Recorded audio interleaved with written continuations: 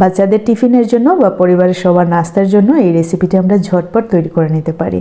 একটি প্যানে কিছুটা পরিমাণে তেল দিয়ে দিচ্ছি। তেল অবশ্যই আপনাদের পছন্দ মতো। নিয়ে নিচ্ছি 3টি ডিম, 1 চিমটি পরিমাণে পিঙ্ক সল্ট দিয়ে দিচ্ছি, আর দিয়ে দিচ্ছি নুডলসে থাকা 1 প্যাকেট মশলা। এখন হচ্ছে চুলার আগুন মিডিয়াম টু লো ফ্লেমেতে রেখে ডিমগুলোকে স্ক্রাম্বল করে নিতে হবে। আর স্ক্রাম্বল করা হয়ে গেলে দিয়ে দিচ্ছি সেদ্ধ করা নুডলসে কিন্তু আমি লবণ দিয়ে সেদ্ধ করেছিলাম। আপনারা অবশ্যই লবণটা চেক করে নিতে পারেন। দিয়ে দিচ্ছি 3টি কাঁচামরিচ, আমি মধ্যখান থেকে ভেঙে দিয়েছি। আর দিয়ে দিচ্ছি কিছুটা ধনেপাতা।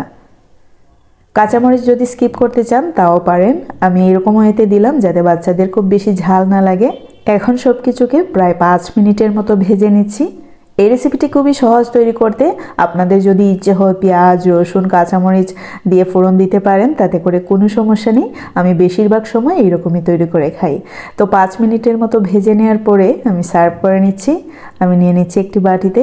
এখানে আমরা 3 জনের জন্য নাস্তাটা তৈরি করলাম। আপনারা চাইলে বাড়িও তৈরি করতে পারেন।